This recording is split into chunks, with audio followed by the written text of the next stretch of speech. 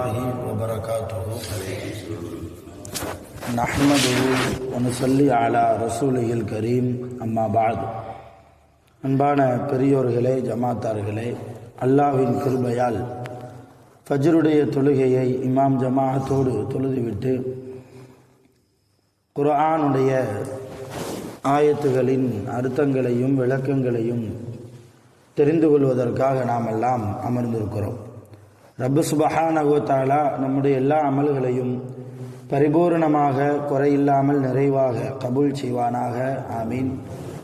ரப்புல் ஆலமீன் இன்றைய நாளை பரக்கத்து நிறைந்த ரஹ்மத்து நிறைந்த நாளாக, கெட்ட முடிவுகளை விட்டும் முசீபத்துகளை விட்டும் திடீர் மரணங்கள் ஆபத்துகள் அவனுடைய படைப்புகளின் தீங்கை விட்டும் ஷைத்தான்களுடைய தீங்கை விட்டும் பொறாமைக்காரர்களின் தீங்கை விட்டும் ஆஸ்பத்திரி செலவுகளை விட்டும் நோய் நொடிகளை விட்டும் பாதுகாப்பு பெற்ற நாளாக அல்லாஹ் அமைத்து தருவானாக.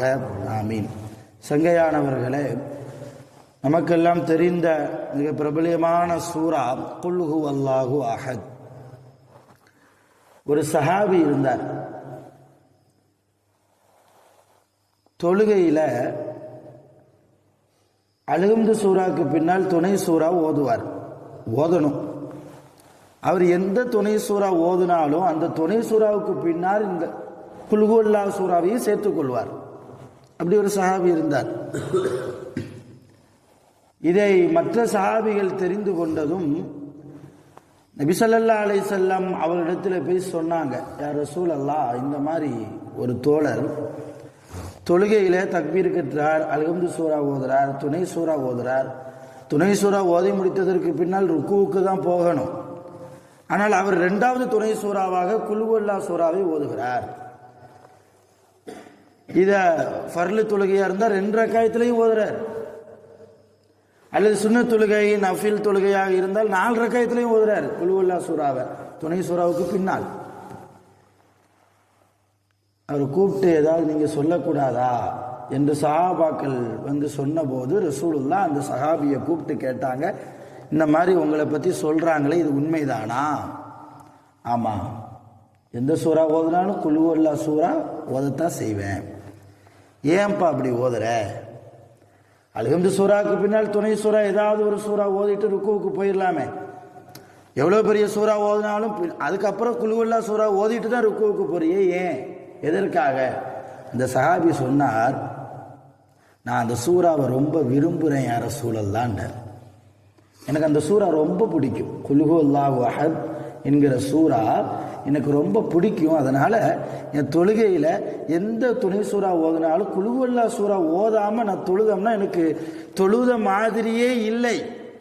அதனால நான் இந்த சூறாவை சேர்த்துக்கிறேன், தவறுன்னா சொல்லுங்க, நான் விட்டுடுறேன்டாரு அந்த சஹாபி. இப்போ ரசூலுல்லாஹ் சொன்னாங்க, நீ குல் ஹுவல்லாஹு சூறாவை விரும்புகிறாயா? ஆமாம், விரும்புகிறேன். அப்படி என்றால் இந்த குல் ஹுவல்லாஹு சூறா உன்னை சுவனத்திற்கு அழைத்து செல்லும். இந்த குல் ஹுவல்லாஹு சூறா உன்னை சொர்க்கத்திற்கு அழைத்து செல்லும். விற்றாதன்னாங்க ரசூலுல்லாஹ், தொடர்ந்து ஓதுன்னாங்க ரசூலுல்லாஹ். இப்போ குல் ஹுவல்லாஹு அஹத் என்கிற சூறா நம்மை சுவனத்திற்கு அழைத்து செல்லக்கூடிய ஆற்றல் வாய்ந்தது. எல்லாருக்கும் தெரியும், நாளையே ஆயத்து தான். குல் ஹுவல்லாஹு அஹத் அல்லாஹு ஸமது லம் யலிது வலம் யூலது வலம் யகுல் லஹு குஃபுவன் அஹத்.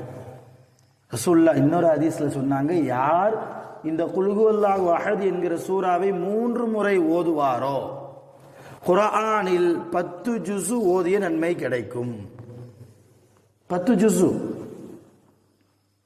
சாதாரணமா ஓத முடியுமா? இந்த காலத்தில் ஓத முடிய வாய்ப்பில்லை.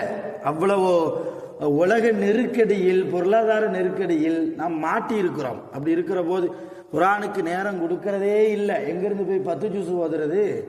இப்போ குல் ஹுவல்லாஹு அஹத் என்கிற சூறாவை 3 முறை ஓதினால் 10 ஜுஸு. இன்னொரு அறிவிப்பில் வருது, அரை குர்ஆன் 15 ஜுஸு ஓதிய நன்மை கிடைக்கும். இன்னொரு அறிவிப்பில் வருது.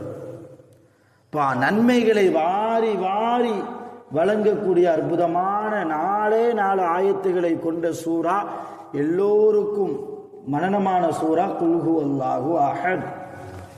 இதற்குண்டான அர்த்தம் என்ன இந்த சூராவுக்கு? குல், நபியே நீங்கள் சொல்லுங்கள், ஹுவல்லாஹு அஹத், அந்த அல்லாஹ் அவன் தனித்தவன், அவன் ஒருவன் தான்.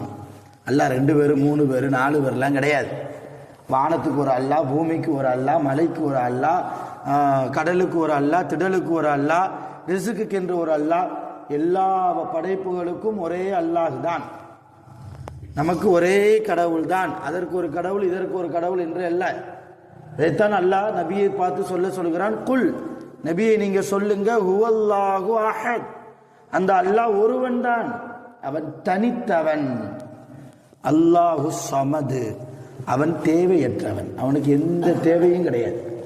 அவன் சாப்பிட்டாதான் உயிர் வாழணுமா? இல்லை. காது இருந்தாதான் அவன் கேட்பானா? இல்லை. கண்ணு இருந்தாதான் அவன் பார்க்கணுமா? இல்லை. இல்லையா? கால் இருந்தாதான் அவன் நடப்பானா? அவனுக்கு எந்த உருவமும் தேவையில்லை.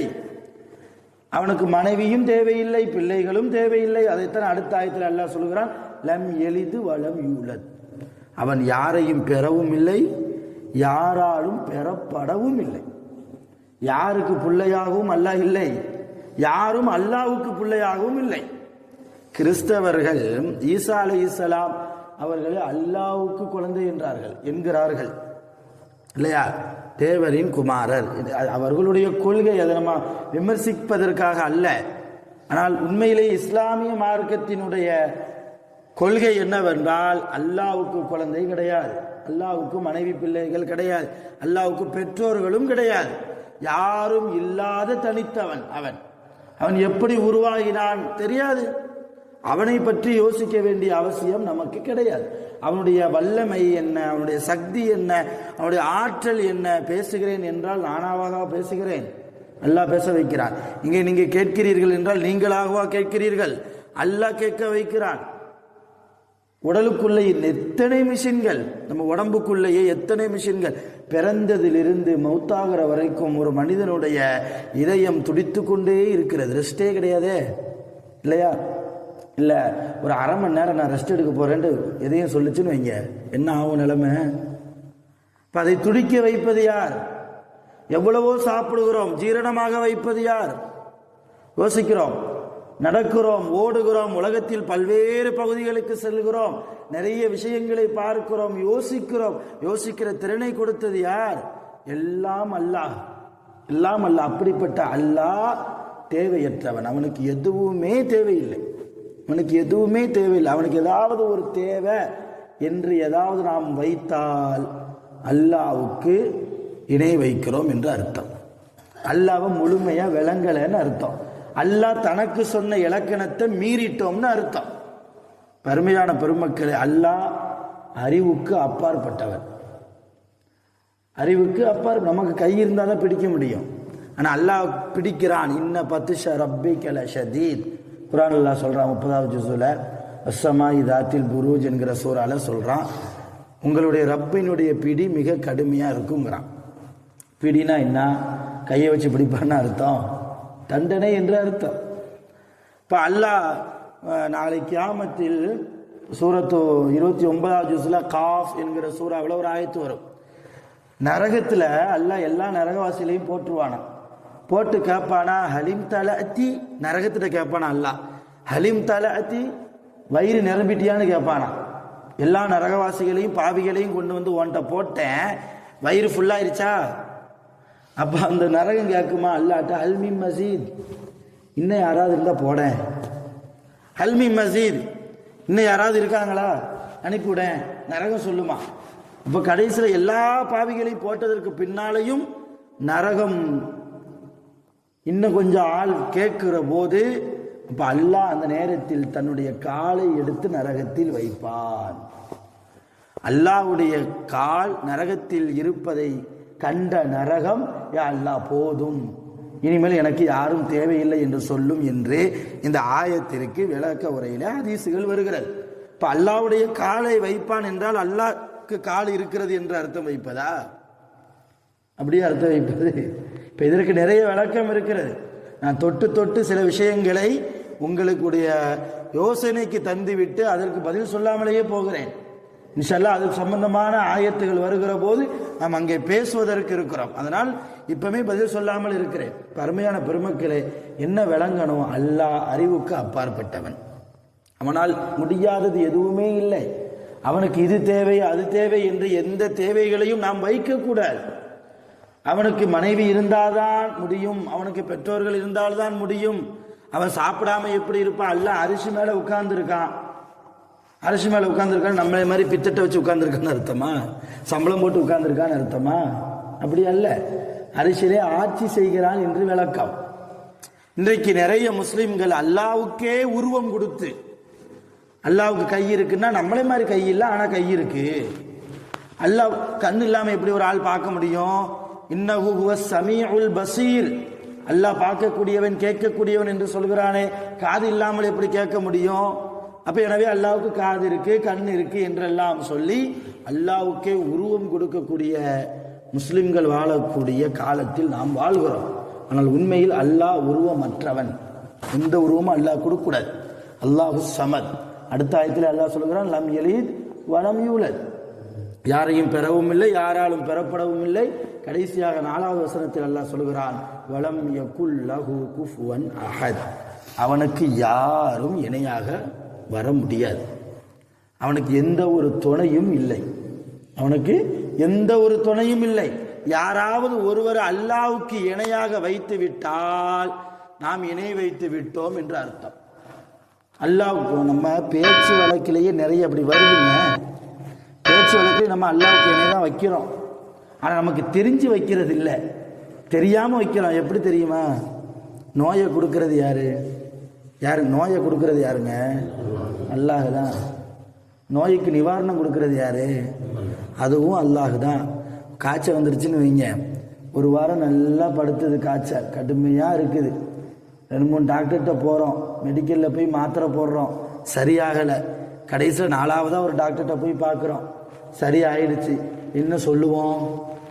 மெடிக்கலில் மாத்திரை வாங்கி போட்டால் சரியாகலை, அந்த டாக்டர் இந்த டாக்டர்கிட்டலாம் போனேன் சரியாகலை, இந்த பேர் சொல்ல வேண்டாம், இந்த குறிப்பிட்ட ஒரு டாக்டர்கிட்ட போனேன் சரியா போச்சு. ஷிர்க் இது இணை வைப்பது. ஏன் அந்த டாக்டர்கிட்ட போனாதான் சரியாச்சோ? அவர் போட்ட ஊசியில தான் உங்களுக்கு உடம்பு சரியானதா? அவர் கொடுத்த டேப்லெட்ல தான் உடம்பு சரியானதா? அங்கேயும் யாரு தான் காரணம்? அல்லாஹ். அப்ப அங்கே என்ன சொல்லணும்? அல்லாஹ் ஷிஃபா கொடுத்தான்னு சொல்லணும், அல்லாஹ் உடம்ப சரியாக்குனான்னு சொல்லணும், இல்லையா? என் பிள்ளைக்கு ஒரு ஆப்ரேஷன் பண்ணணும், ஒரு 10 லட்ச ரூபா தேவை, யார்ட்டிலாமோ கேட்குறேன், கிடைக்கல, கடைசியாக ஒரு ஸ்ரீதேவி கொடுக்குறாருன்னு வைங்க. ஆப்ரேஷன் முடிஞ்சுது, என்ன பேசுகிறோம்? இந்த ஸ்ரீதேவி இல்லைன்னா என் பிள்ளை இன்னைக்கு உயிரோடே இருக்க மாட்டானே. பச்சை ஷிர்க் இந்த வார்த்தை. ஆமாம், இணை வைப்பு. ஏன் அவர் இல்லைன்னா அல்லாஹ் உதவி செஞ்சிருக்க மாட்டானா? அவராக உன் பிள்ளைய காப்பாத்தினா இல்லையா? இப்போ இந்த மாதிரி பேச்சு வழக்கில் நிறைய அல்லாவை மறந்த பேச்சுக்களை நாம் பேசி கொண்டிருக்கிறோம். நிவாரணம் கொடுப்பது அல்லாஹ், நோயை கொடுப்பது அல்லாஹ், நம்முடைய குடும்பத்தில் முசீபத்துகளை கொடுப்பதும் அவன்தான், முசீபத்துகளை நீக்குபவனும் அவன்தான். அதனால தான் முசீபத்து வந்தாலும் அல்ஹம்துலில்லாஹ், முசீபத்து போனாலும் அல்ஹம்துலில்லாஹ்.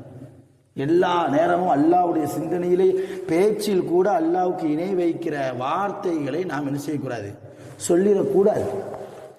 நம்ம தெரிஞ்சு இதெல்லாம் சொல்றது இல்லை, நம்ம வட்டார வழக்கில் பேச்சு வழக்கு அது வந்துடுது, பெரிய பாவம்லாம் ஒன்றும் கிடையாது. இருந்தாலும் கூட ஒரு உண்மையான ஈமான்தாரி, ஒரு பரிபூர்ணமான தக்குவாவை கொண்டவர், நல்ல தொழுகையாளி என்ன செய்யணுங்க? பேச்சில் கூட அல்லாஹ்வை மறக்க கூடாது. எனவே அல்லாஹ் தனித்தவன், அவனுக்கு எந்த தேவையும் கிடையாது, அவன் யாரையும் பெறவும் இல்லை, யாராலும் பெறப்படவும் இல்லை, அவனுக்கு எந்த இணை துணை எதுவுமே கிடையாது. வல்லமை கொண்ட ரப்புல் ஆலமீனை முழுமையாக தக்குவாவோடு வணங்குவோம். அல்லாஹ் ஜல்லஷானுஹு வ தஆலா அவனுக்கு உண்மை உள்ள நல்ல அடியார்களாக நம் அனைவர்களையும் நிரப்பமாக ஆக்கி அருள் புரிவானாக. ஆகிரு தஅவானா அல்ஹம்துலில்லாஹி ரப்பில் ஆலமீன். சுப்ஹானல்லாஹி வ பிஹம்திஹி, சுப்ஹானல்லாஹி வ பிஹம்திஹி, அஷ்ஹது அன் லா இலாஹா இல்லா அன்த, அஸ்தக்ஃபிருக வ அத்தூபு இலைக். ஆமீன். சுப்ஹான ரப்பிக ரப்பில் இஸ்ஸத்தி அம்மா யசிஃபூன், ஸலாமுன் அலல் முர்ஸலீன், வல்ஹம்துலில்லாஹி ரப்பில் ஆலமீன். ஸல்லல்லாஹு அலா முஹம்மத் ஸல்லல்லாஹு அலைஹி வஸல்லம், ஸல்லல்லாஹு அலா முஹம்மத் ஸல்லல்லாஹு அலைஹி வஸல்லம். وسلم. صلى الله على محمد يا رب صل عليه وسلم.